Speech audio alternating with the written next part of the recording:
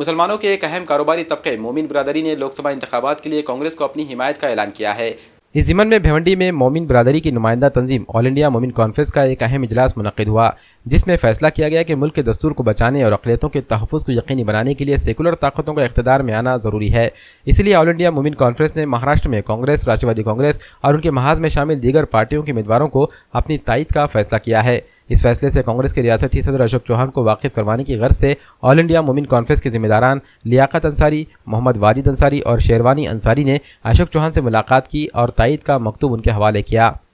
3 अप्रैल को all India मोमिन conference की जानिब से ये मोमिन अंसारी जुलाहा बुनकर समाज की ये जमात है और ये 100 साल पुरानी जमात है। पहले इसके एमपीज़ भी रहा करते थे, बिहार से 6 अदर स्टेट से रहा करते थे, मगर अब ये समाज का काम करती है और कांग्रेस का साथ देती है हमेशा। तो हमारे जो सदर हैं ऑल इंडिया के फ़िरोज़ अंसारी साहब,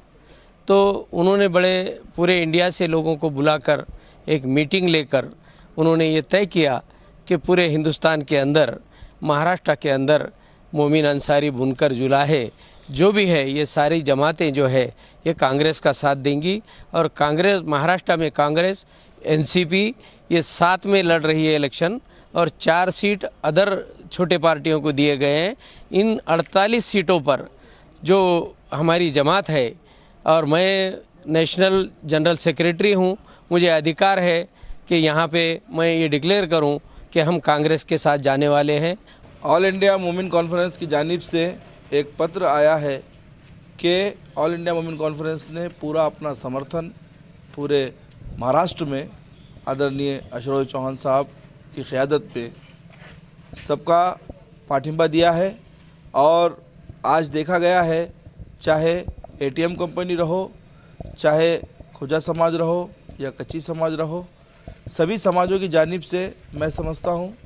कि सभी समाजों ने बुला करके हमारे नेता का, आदरणीय अशोक चौहान साहब का साथ दिया है